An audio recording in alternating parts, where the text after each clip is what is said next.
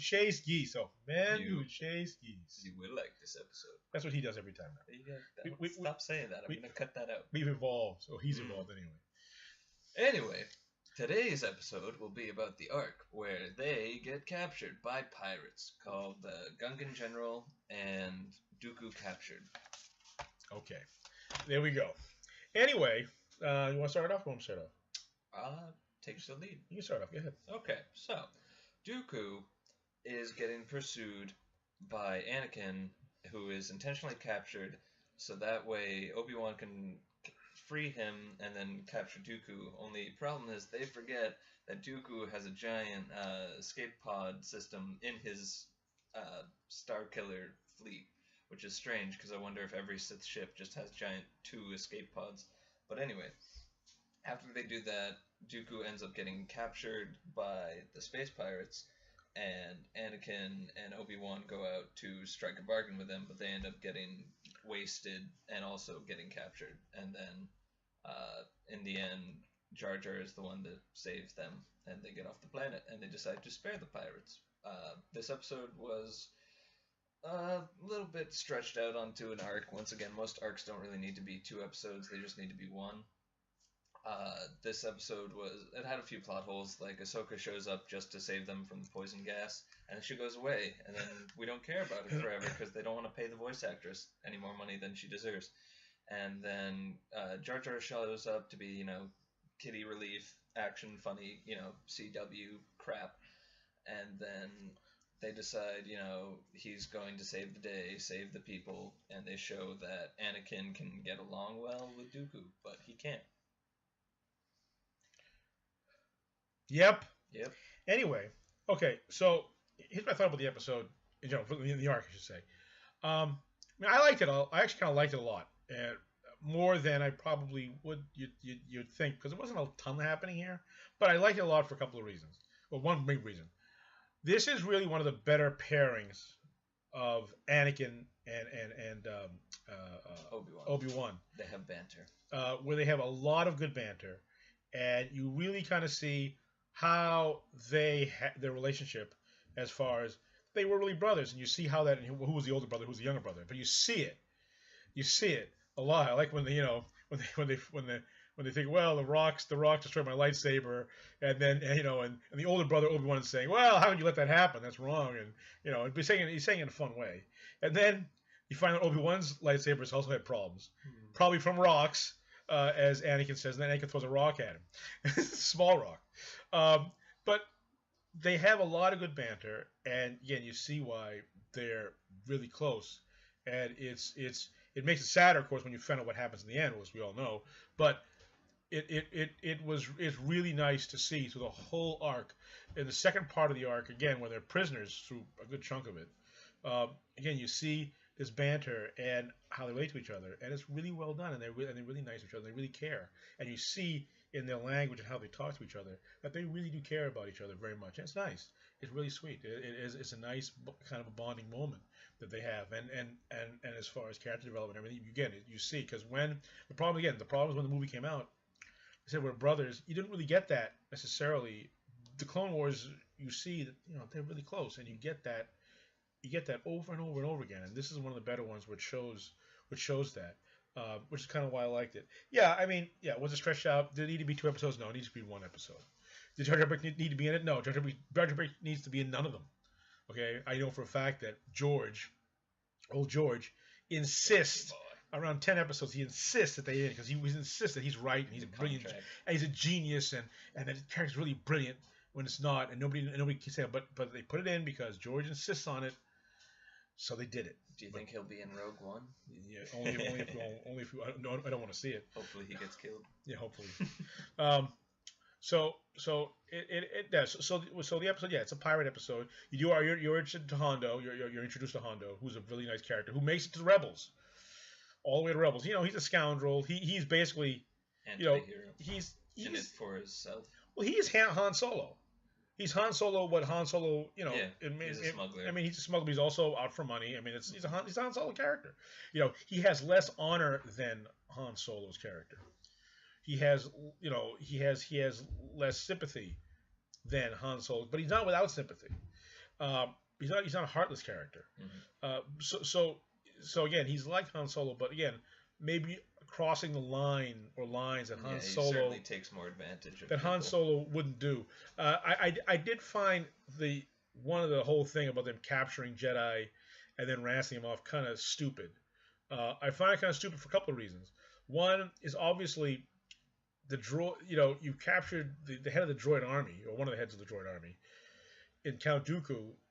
So clearly, if there's you're kind of hanging yourself up to dry here. I mean, if things aren't going to work out, and they're not going to, because even if you pay it, they're not going to. They're going to find you. They're going to kill you. They're going to kill all of you. So I think it's kind of stupid. Then on the other side, they say, well, okay, well, we'll just deal with the Republic. But if you remember at the end of the show, the arc, they're saying, Hondo's saying, well, you're not going to seek revenge. We're not going to do anything. So he thought they would. So in both cases, there's evidence to show that he thought both sides would come after him in some fashion. So I just think you're making big enemies, and I don't know how wealthy you're going to be with spice. With spice alone. I mean, I'm sure you will be wealthy, but at the same time, I mean, Was it worth it? You're creating insanely powerful, like the two most powerful enemies in the entire galaxy are the Separatists and the Republic. But he said it himself. He's not involved in the war, and he has no side with either. But he becomes a villain for both. But he's involving himself in both. Yeah. And you're making enemies potentially out of both. I just think, why would you do that? And they also said at the end, which I thought was stupid, it's like, well, we seek revenge, and I got that, but they didn't break the law. And the Jedi before the war were peacekeepers. They would go after people who broke the law all the time. They broke the law. They kidnapped people. That's law breaking. So I just think it's kind of weird how that ended, but it's fine. I mean, Hondo's a nice character, and I did find it stupid, a little silly, that at one point, he's being lied to by his second in command, the guy with the bandana. Yeah, he looks from the Chinese army or something from the 60s.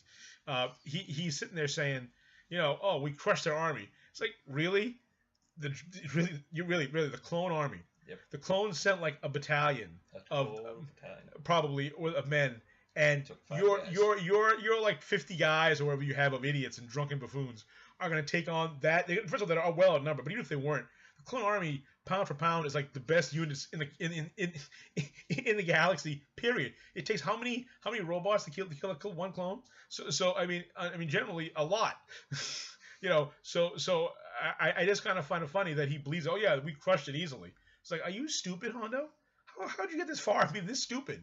You trust this guy who's deceiving you, and then on top of that, you believe in yourself. Oh yeah, we're gonna crush it with a handful of crappy troops. Oh, that's the great line. He says, "You don't make it far in the Outer Rim being stupid." But yeah, but his whole crew is stupid individuals trying to deceive each other. Yeah, and again, I think the idea of trying to honestly, get ransom from the two of the most powerful groups in the galaxy is inanely stupid.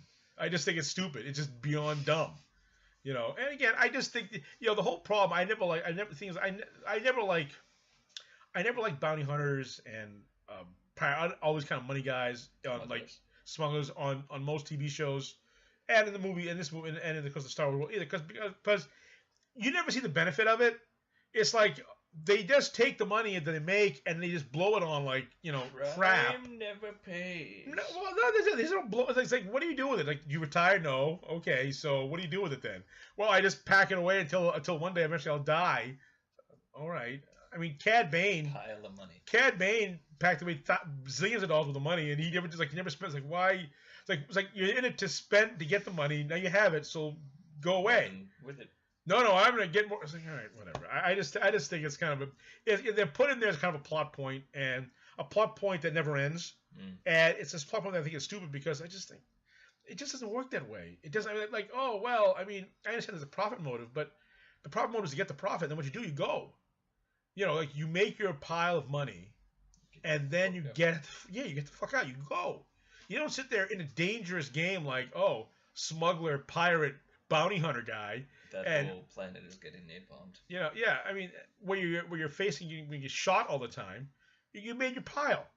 What are you staying around for? I don't. This is the whole logic side of that I've never understood and I never liked. And it's like, because again, on a TV show or a movie, you really don't care I mean, who's rich. I mean, it doesn't have any effect really. You don't really feel that, So I don't know. It's just maybe it's just me, but whatever. Anyway, look, I gave it a 4 out of 5 because I really liked the banter.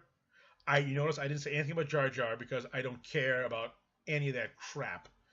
I liked the banter between them, between Anakin and Obi-Wan. I really liked how they developed, show again how friendly they are and how close they are, and I really enjoyed that. I did. By the way, Grievous had some really killer lines in the show. Killer, like funny lines. Dooku. No, I'm sorry. I apologize. Yeah, Count Dooku. Some killer lines. He talks in this very low, quiet voice. So when he delivers these lines, they're really deadpan. They're funny as hell. So so I like that. I kind of enjoyed that. That was really well done as far as how they handled his character in this little arc that they've done. Anyway, so I'm done in my whatever I was doing about, and then I'm done. I'm done talking. So there we go. Okay. I give it 3 Hondo ponytails out of 5 because there were too many plot hole inconsistencies. Ton. Ahsoka showing up randomly to save them. Then at the end of the first episode, they switch drinks with the other 2 guys, and so they don't get roofied. And those 2 guys pass out. But then the second episode starts with them locked up, and they make this kind of like hangover joke to like explain why they have to make it into a second episode, which is dumb. And then finally, in the end, they've got all these key cards and they have to swipe the door. Anakin just kicks down a door. Dooku just opens the door with force power, and there's just too many shit going on that it doesn't matter. I'm cutting that out. No, you're not. Mm-hmm. No, you're not. Mm-hmm. No, you're not. Anyway, there's no reason to cut it out. This has been The Man Who Chased Geese. The Man Who Chased Geese. You did like this episode. I don't know about that.